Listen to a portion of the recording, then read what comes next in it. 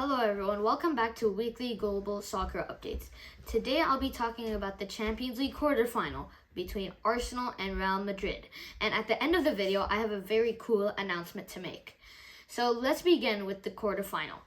Arsenal are coming back from a 1-1 draw in the Premier League, pretty much making their hopes and dreams of a Premier League title gone. And while Liverpool lost 3-2 to Fulham, as I did mention in my previous video, they have no chance of winning back in the title race. In La Liga for Real Madrid, they are going to be coming back from a 2-1 defeat to Valencia. And Vinicius Jr. missed a penalty in that game. But we're not talking about that game. Let's head to the actual game we're talking about. Arsenal versus Real Madrid. Wow, this is a big money seller. So let's start with the first leg at the Emirates Stadium. I mean, anticipation's building up. Arsenal's second time back in the Champions League, ready to win it. And playing against Real Madrid, the former Champions League winners, is going to be a very hard task. So let's begin. As we start the game off, not too much happens in the first half. Maybe a little bit of dilly-dally chances from Mbappe, but he blasts it over the bar. And in the second half, this is when the heat turns up. And you think Real Madrid could keep on pressuring. No. It will be Arsenal to score the opening goal. Bukayo Saka goes down on a challenge by a Real Madrid player, which gives Arsenal a free kick. Now, remind me, when was the last time Arsenal scored a direct free kick? Does anyone remember back here? No? Yeah, I don't actually remember. Oh wait, now I remember. It was Martin Odegaard in 2021. 4 years since they last time scored a direct free kick. It's incredible. Every team has a good free kick shooter. It's just somehow they didn't have any. But today was the day that changed. Martin Odegaard in 2021 scored a free kick against Norwich. And today, during the game, it was Declan Rice to step up. Declan Rice steps up and curls it around the wall. And if you've noticed, Arsenal set-piece manager Nicholas Jover was telling him to cross it. He gave him an action of a whip. So some people say he tried to tell Rice to shoot it. Some said he tried to cross it. But anyhow, Declan Rice made the ball loop around the wall and into the back of the net. 1-0 Arsenal. Oh my word. And this is when tension goes the other way. Arsenal Real Madrid had a corner, the ball whipped in, Bellingham met it, but it just went straight into the gloves of goalkeeper David Raya. And then a big chance came. Gabriel Martinelli dribbles, gets around the defender, shoots it at Courtois, a brilliant, splendid save, before it's followed up by Marino, cleared off the line by Alaba, and then Marino's rebound shot was saved by Courtois. I don't have a video of this, or maybe I do. You can see on your screen if I do or not. So so you can see how amazing those saves and clearance was.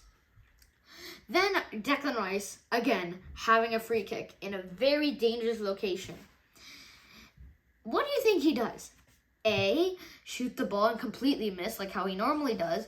B, copy the first free kick and hit it very nicely. Or C, hit it into the complete top corner. Which one do you think? If you guess C, you are correct. Because Declan Rice steps up, kicks the ball so nicely, once again around the wall and into the top corner, like the perfect top corner. There's one thing hitting the top corner, but then hitting the perfect top corner, the definition of top bins. And that was a real game changer. As a couple of minutes later, 5 minutes to be exact, Miles Lewis-Skelly passes the ball to Mikel Merino, who hits the ball very nicely. The ball curves and hits the back of the net for 3-0 to Arsenal against the former champions of the Champions League. Wow. What's going on? Mikel Arteta, seriously, you gotta teach Man City these tactics, because I think Pep Guardiola needs this. So, wow, 3-0, and quite the impressive score. So now we're going to be heading into the second leg at the Bernabeu.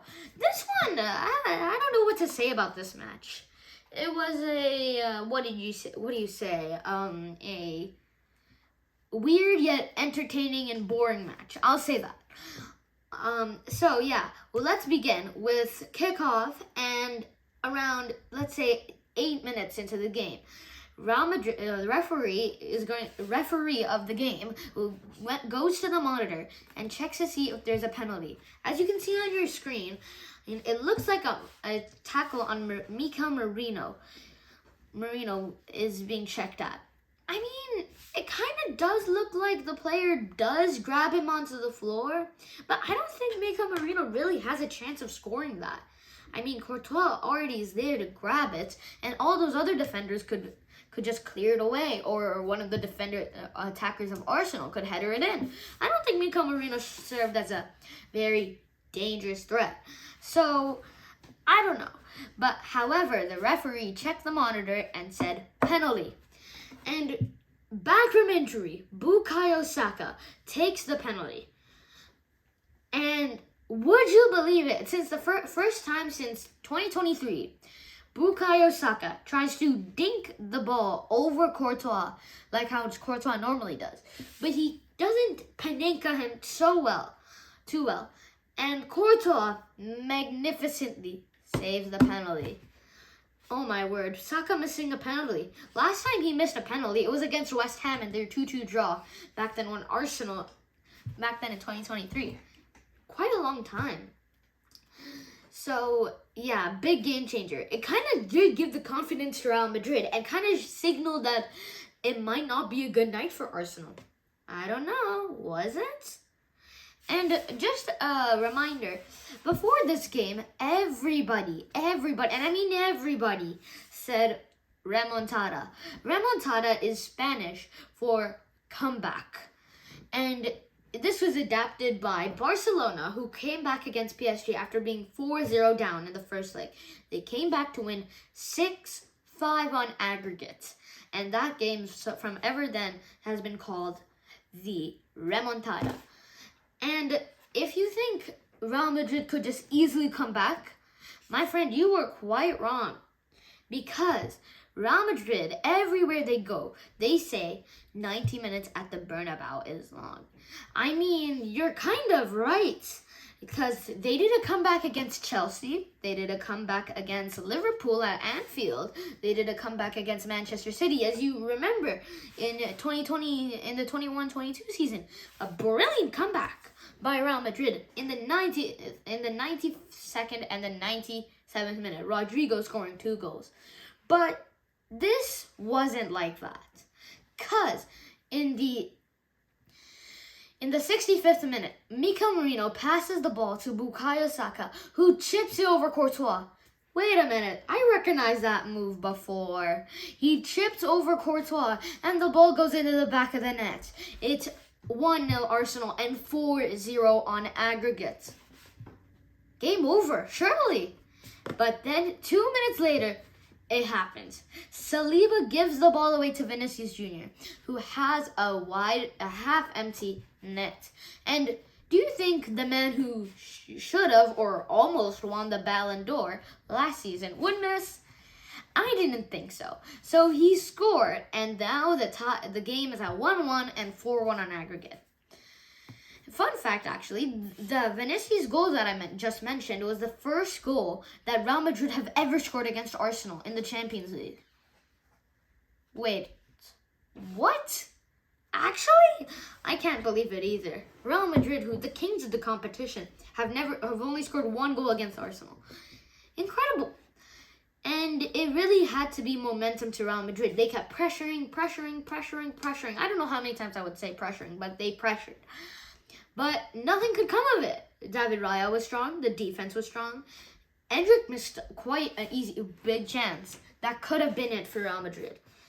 And what else happened but Arsenal again.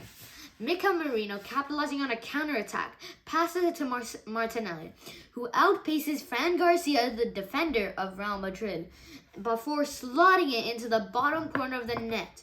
2-1 Arsenal in the 94th minute. Game match. 5-1 on aggregate, as that was the full-time whistle. 2-1 Arsenal in the Bernabeu. 5-1 on aggregate. Wow, an impressive day for Arsenal. And honestly, this wasn't very confident for Real Madrid.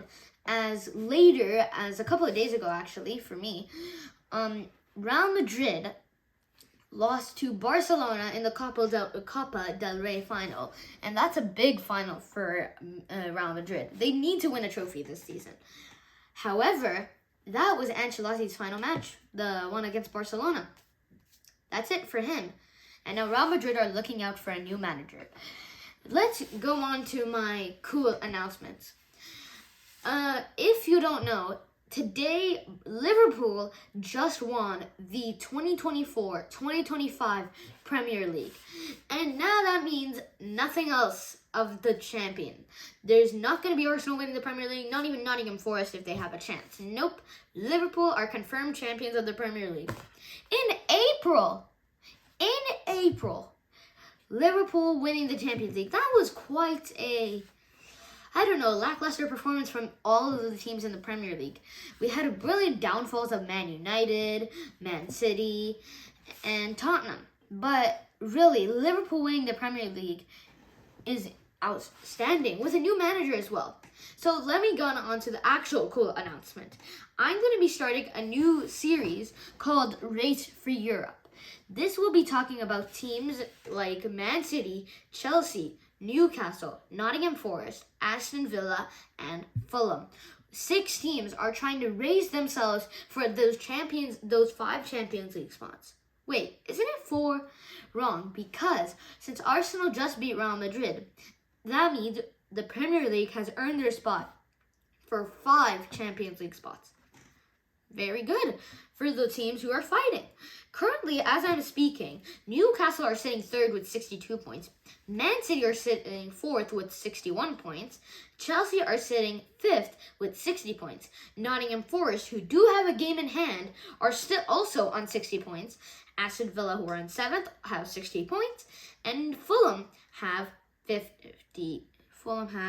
51 points. So the real race right now is for Aston Villa. No Fulham, actually, because Fulham quite don't have the chance. They need to win the rest of the 4 games and hope every other team loses. I'm going to be talking about these games all the time, giving you fresh updates on who's coming up, who's players to look out for in some matches. And yeah, pretty much that's it for what I have for this new update. Thank you for watching, and I'll be back for more soccer.